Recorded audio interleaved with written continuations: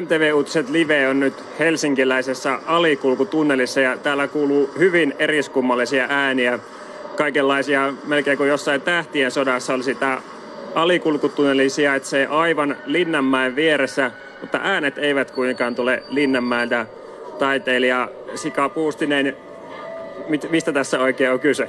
No, tässä on lähinnä kysymys siitä, kun tekoäly on ollut kovasti tapetilla ja saman aikaan on todettu, että laululintujen määrä on suorastaan romahtanut.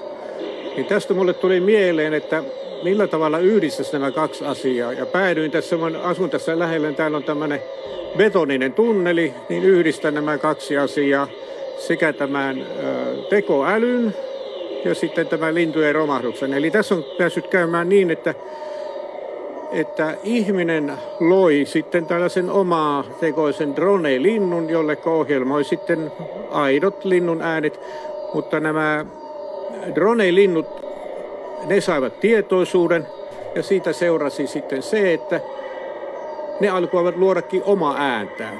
Ja ne loivat sen ympäristössä olevia metallisia ääniä, mitä kaikkea, ja muokkasivat siitä sitten itselleen oman äänensä, jolla sitten ilmoittavat reviiriään tai taistelevat sitten kumppaneistaan.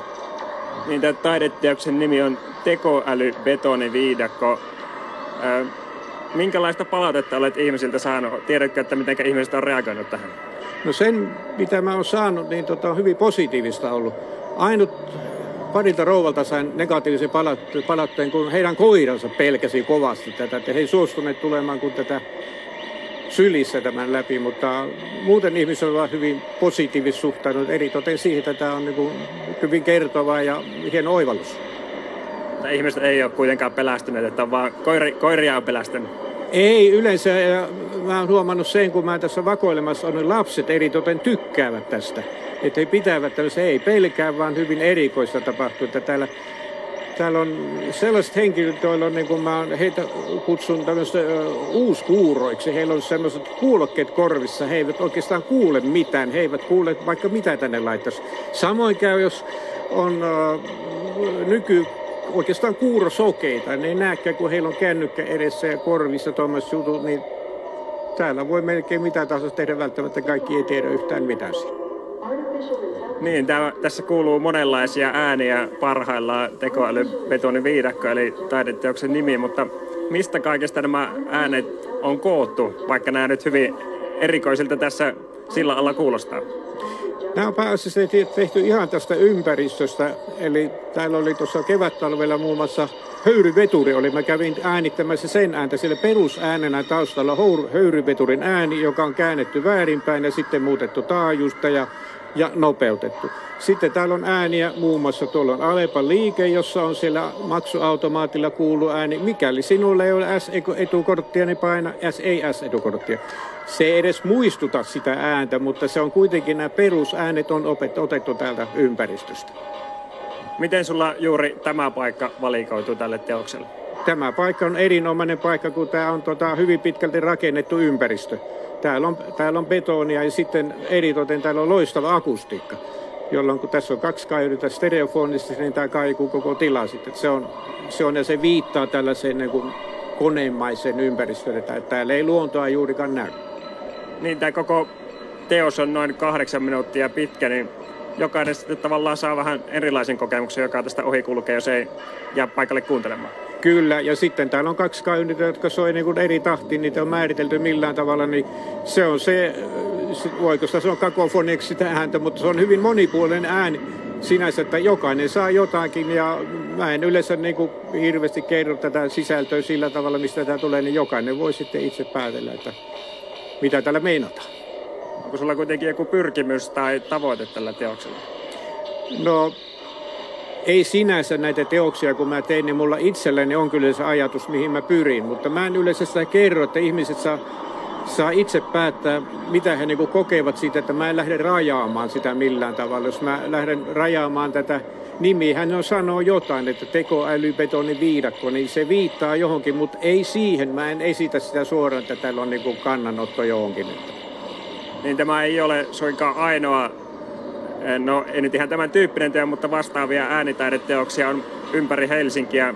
Kerro vähän niistä lisää. No vanhin on tuolla Torkkelinmäellä, siellä sadevesikaivosta kuuluu lentokuulutus Finnairin lento AY814 Amsterdamin portti 6. Sama englanniksi, mutta eri porttia eri lento, sen verran pitää huumoreilla. Sitten sitä erinen tällainen ääniteos, mikä kuuluu kaivoston Suomen Pankin kulmalla on pintavesikaivo, josta kuuluu siellä legat paukkaa ja rälläkät soi ja sahat naukuu ja kolina kuuluu, sen nimi on Murto. Eli siellä on murto meneillään aikakin Suomen Pankkiin. Mistä tämmöinen idea tuli? Tämä idea tuli siitä, kun viime keväänä Suomen Pankki kehotti kansalaisia ottamaan varmuuden vuoksi kotiin käteistä, että jos käy huonosti tuon sodan takia. Ja mä sitten mietin, että ei mulla perhana ole kotona rahaa eikä ole juuri pankissakaan, niin mä päätin, että no lähdetään hakemaan sitten Suomen Pankista suoraan ja ei muuta kuin töihin keskittyä. Ja sitten sulla taitaa olla jokunen minivesivoimalakin. Niin, tuossa Töölönlahdella on toiminut nyt vajaa 4 vuotta, siellä on minivesivoimalaitos, joka toimii oikeasti. Siinä on latauspiste, jossa voi ladata kännykkää ja se on ilmainen, ei mene edes sähkösiirtomaksua siitä. Sulla on tämmöinen äänitaiteen välineenä, niin mistä se sulle juuri valikoituu? Se on sekä ääni että valo. Valo on mullainen materiaali. Se valikoituu aina sen ympäristön mukaan nämä taideteokset. Ja mä en niin kuin iltakaudet mieti, että mitä hän tässä nyt tekisi, vaan se tulee mieleen, että tohon voisi jotain laittaa ja sitten se on pitkän. Silloin tällöin tulee jotain ideaa, sitten tulee se lopullinen idea jossakin vaiheessa, niin silloin se istuu hyvin siinä ympäristöön. No mistä kaikki lähti? Miksi juuri ääni ja valo valikoitui taiteen muodoksi?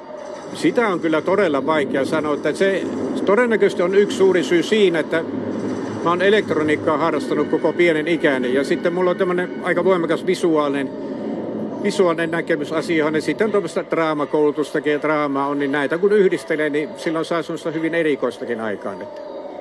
Kerro vielä lopuksi, että onko jotakin uusia projekteja tulossa Helsinkiin, voitko jo paljastaa? Kyllä uusia on tulossa ja se on semmoinen liikkuva valoteos, mutta tästäkään mä en puhu etukäteen, koska nämä on mieluummin, että nämä tulee yllätyksenä. Ja jos mä kerron niistä etukäteen, niin mulle tulee sitten pakkorakonen tehdä sitä, että mä haluan olla niin kuin vapaa ja tuoda nämä teokset niin kuin ihmisten joukkoon. Niin kuin tähän sopii hienosti tuonne Kiasmaan tämäkin teos, mutta mieluummin täällä se on ihmisten joukossa. Kiitoksia paljon Sika Puustinen.